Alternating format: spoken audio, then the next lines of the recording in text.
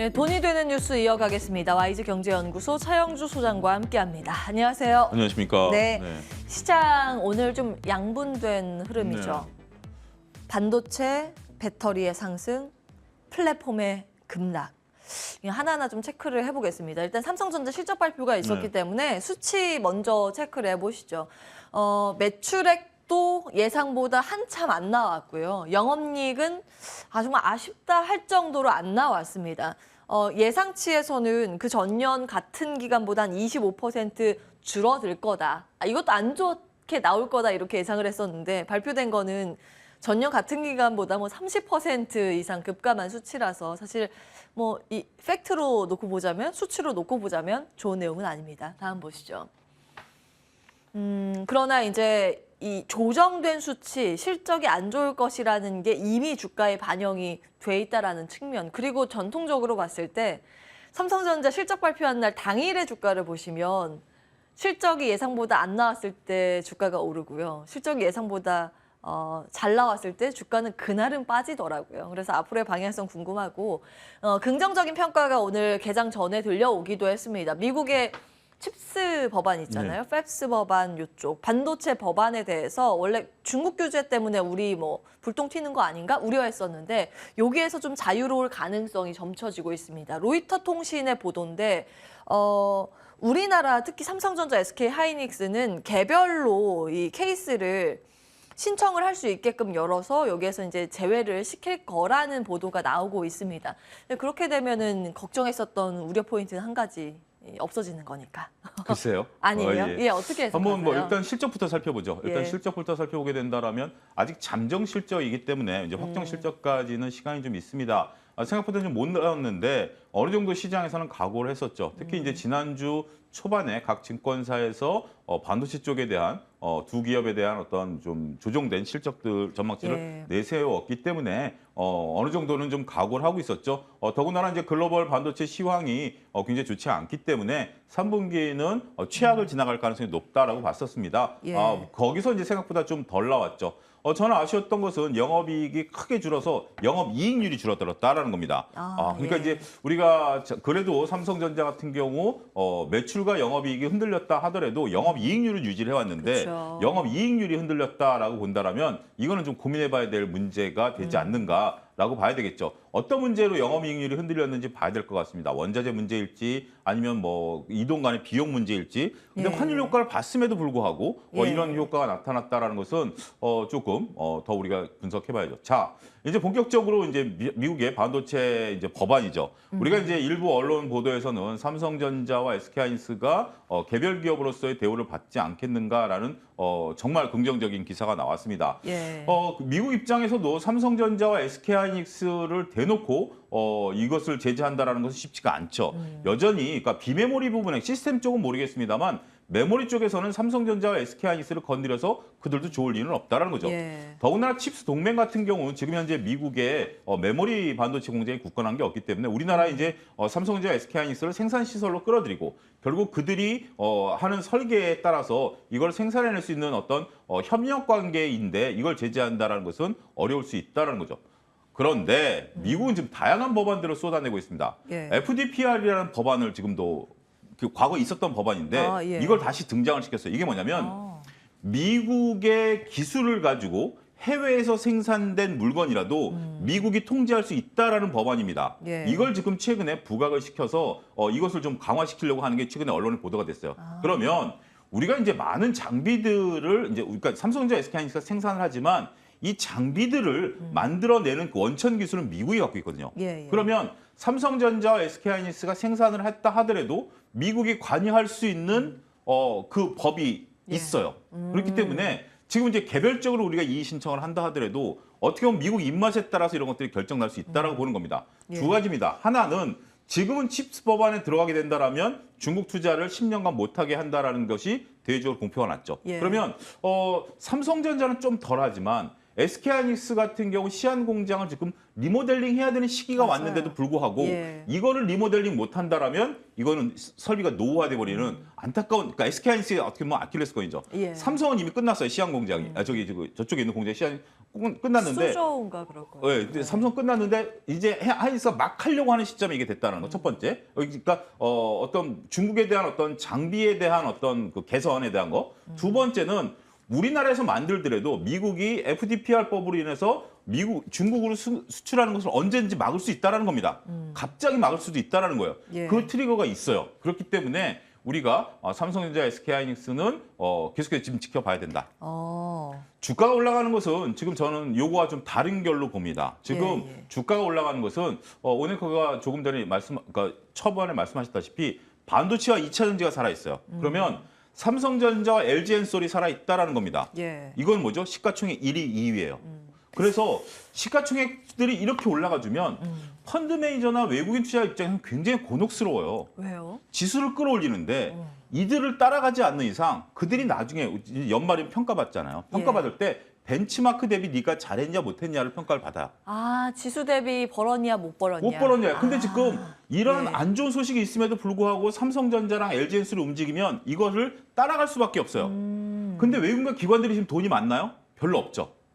그럼 어떻게 되죠? 거기만 쏠리고 나머지가 안 갈 가능성. 나머지를 팔아야죠. 아이고. 예. 나머지를 갖고 막 열심히 수익률을 내봤자 지수랑 상관이 없거든요.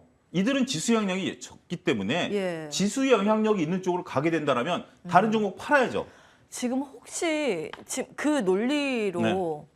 네이버 카카오 팔고 삼성전자 하이닉스 뭐 엔솔 사는 건가요? 증권가에서는 이번 주 초부터 그런 얘기들이 돌긴 했는데 이건 확인된 건 아닙니다. 예. 확인된 건 아니기 추측, 때문에 합리적인 추측은 충분히 의심이죠. 가능하다. 그러니까 이제 성장별, 그러니까 이제 과거에 어떤 펀드 매니저분이 SNS에 올렸는데 예. 자기가 옛날에 근무했었던 환경을 보면 이제 회의를 하잖아요. 예. 그러면 야 이게 지금 지수를 추정해야 되는데 그러면 우리가 지수를 추정하자. 돈이 없는데요. 그러면 고성장 밸류를 팔아. 이걸 가자. 이게 과거의 회의 분위기였다라는 겁니다. 지금은 모르겠어요. 지금은 이제 모르겠지만 충분히 짐작이 가죠.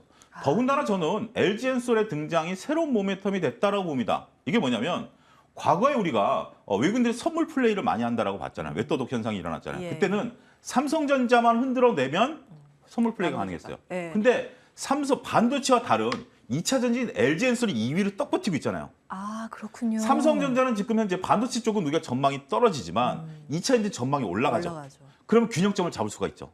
아, 그게 저는 우리나라 국내 시장의 버팀목 역할을 하고 있다. 요즘 웹더도 그래서 이야기가 많이 안 나온 것 같아요. 안 나와요. 왜냐하면 삼성전자를 흔들어 대봤자 그랬군요. 지수가 안 움직이고 같이 흔들어야 되는데 이건 방향성이 다르죠. 예. 그러면 이제 과거처럼 외국인들이 우리나라에 편하게 선물 플레이를 할 수 있는 환경이 저는 그러니까 좀 조심스러워졌다라고 보는 거죠. 그러니까 그 수급의 유동성의 가능성을 조금 빼고 볼 빼고 필요가 봐야죠. 있다. 쏠림 현상들이 나타나기 힘들다고. 자, 이제 정리하겠습니다. 지금 삼성전자와 SK하이닉스는 최악의 국면을 지나갔다라는 네. 상황을 반영한 수급 논리로 보셔야 돼요. 지금 이 상황이 좋아졌다라기보다는 이런 수급 현상이 벌어진 게 이번 주 초부터고요.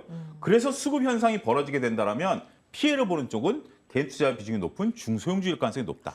그게 지금 현재 시장을 읽어내는 키워드가 아니겠는가 싶습니다. 아, 그러면요. 지금 뭐 앞으로의 방향성을 지금 전망하기는 조금 이르지만 삼성전자나 하이닉스나 엔솔이 계속 이렇게 시장 대비 강하다고 하면 나머지 중소형주는 계속 못 갈 가능성이 높다는 말씀이세요? 오넨코 방송 초기에 예. 그때 기억나시나요? 우리나라의 이제 차화정 시대. 예. 차화정 시대가 기억나시죠?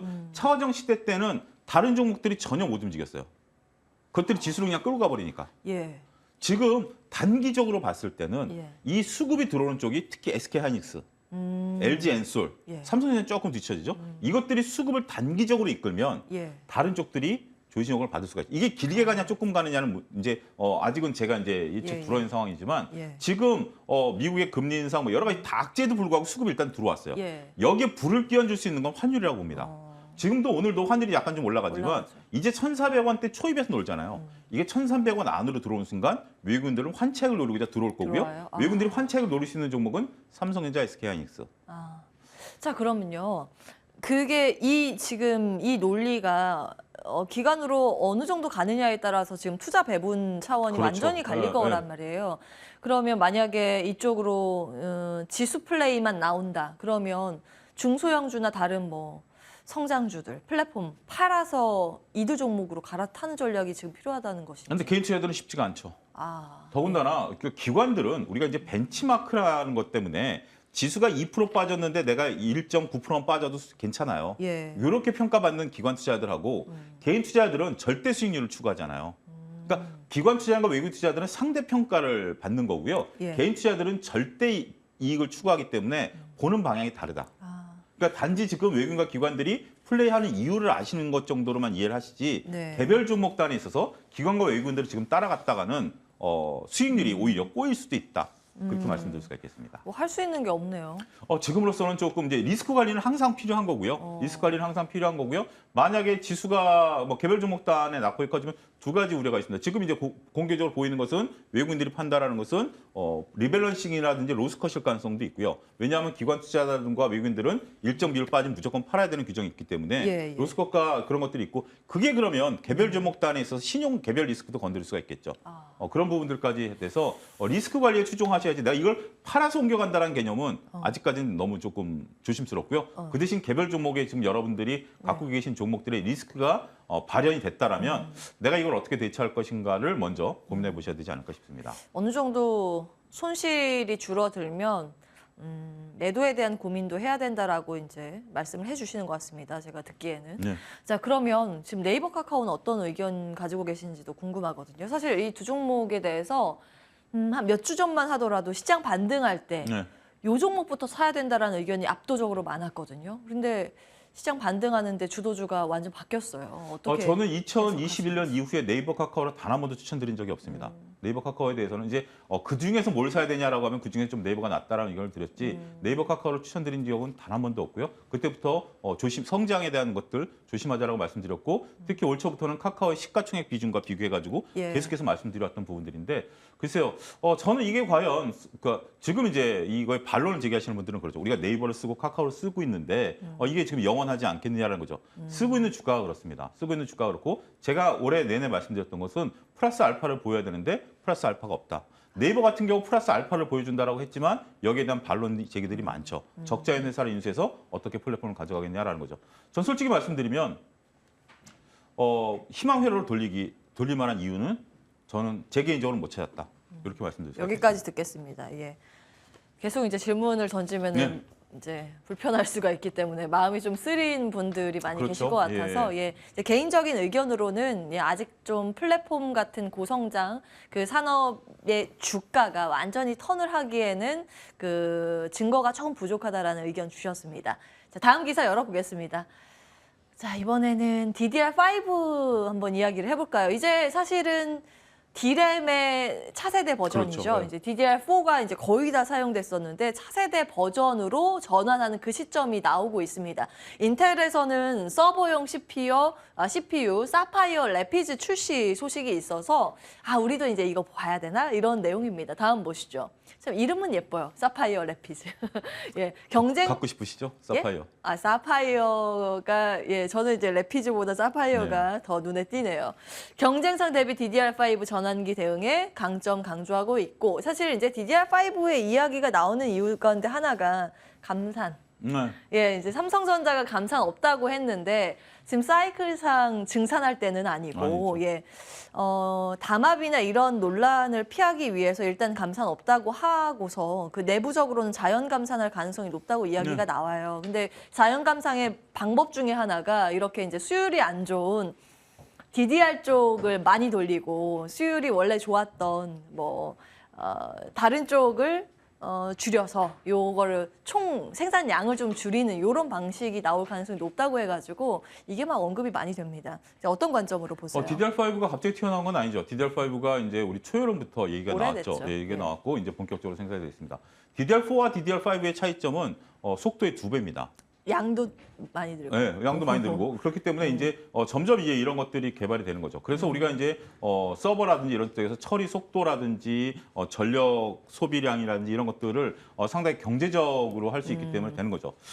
두 가지 점이 있습니다. 하나는 이게 이제 우리가 이제 과거에 봤을 때 DDR3에서 DDR4로 갈 때 관련 주가가 어마어마하게 올랐어요. 그래서 이제 우리 DDR4에서 DDR5로 갈 때 관련 주가가 올라간다라는 게 올 맞아요. 초여름에 논리였었습니다. 예. 근데 경기 둔화된 상태에서 더군다나 이제 서버라든지 이런 쪽들에 대한 투자가 멈칫한 상태에서 DDR5가 오는 시대는 맞아요. 근데 이게 빨리 개화하겠냐라는 겁니다. 우리가 5G 같은 경우 2019년에 전 세계에서 우리가 가장 먼저 5G를 시작했는데 예. 코로나가 터지면서 이 라인을 못 갈았잖아요. 맞아요. 그때 당시에 공사한다라는 게 이제 안 되다 보니 그래서 이제 중단이 되고. 수년이 됐듯이 DDR5가 이제 시대가 온 건 맞습니다만 이게 DDR3에서 4로 빠르게 교체된 것처럼 빠르게 교체될지 여부는 좀 지켜봐야 될 것 같아요. 저는 이제 안 된다가 아니라 그걸 이제 체크 포인트로 놓고 DDR5 시대가 열렸으니까 이게 빠르게 된다라는 겁니다. 두 번째는 자율 재고 조정이라고 했는데 맞아요. 예. 제가 삼성전자 리포트에서 못 봤습니다만 SK하이닉스 지지난주 한 증권사에서 나온 리포트를 보니까 재고가 늘어났다라고 했잖아요. 근데 여러분들 재고라고 한다면 이렇게 만들어진 거를 재고다라고 그냥 흔히 생각하잖아요. 예. 근데 제공품이라는 회계 용어가 있고요. 이것도 재고입니다. 제공품은 뭐냐면 제조 공정 중에 있는 물건도 재고예요. 속도 조절을 하는 이거를 방식. 지금 속도 조절하고 있어요. 제공품이 어마어마하게 늘어났어요. 그러니까 결국 라인을 빨리 안 돌리는 거예요. 예. 이런 식으로도 속도 조절하고 있다라고 보면 나름대로 적응을 하고 물량 조절을 하고 있다라는 SK하이닉스와 삼성전자의 상황을 놓고 보면 예. 결국 이들은 그러니까 과거의 경험 있잖아요. 네. 최악의 상황을 어떻게 버텨내야 된다. 비가 오면 잠깐 피해야 된다. 이런 어떤 그 노하우가 있기 때문에 예. 잘 버텨내리라. 저는 그렇게 기대를 좀 갖고 싶습니다. 자, 그럼 DDR5 관련 기업의 투자 의견은 어떠신지? 저는 종목은 지금 어떤 이거는 여러분들 관심 종목에 넣어놓으십시오. 넣어놔야 되는 종목입니다. 근데 타이밍은 예. 주가가 방향을 잡을 때 들어가자. 지금 주가라고 당장이 아니라 하면 삼성전자의 주가 말씀하시는 거예요? 해당 기업의 주가를 말씀하시는 지금 거예요? 이제 시장 상황, 시장 시장 상황. 상황이 봤을 때 예. 이거는 지금 오늘 이제 관련들 많이 올라가는데 예. 이게 좀 안정됐다라고 싶을 때 저는 들어가는 게 좋을 것 같아요. 종목을 어떤 거 보시는지? 대장은 심택이겠죠. 심택. 심택을 중심으로 해가지고 여러 가지 뭐 TSE라든지 뭐 여러 가지 종목들을 보셔야 되는데 심택이 움직이겠죠. 그럼 예. 따라가지 세네요, 않을까 오늘. 싶습니다. 예. 알겠습니다. 기준점을 심택과 그 아이들 몇몇 개를 좀 네. 이제 리스트업을 해놓으시고 흐름을 관찰할 필요는 있겠습니다. 긍정평가 주셨네요. YG경제연구소 차영주 소장과 함께했습니다. 고맙습니다. 감사합니다.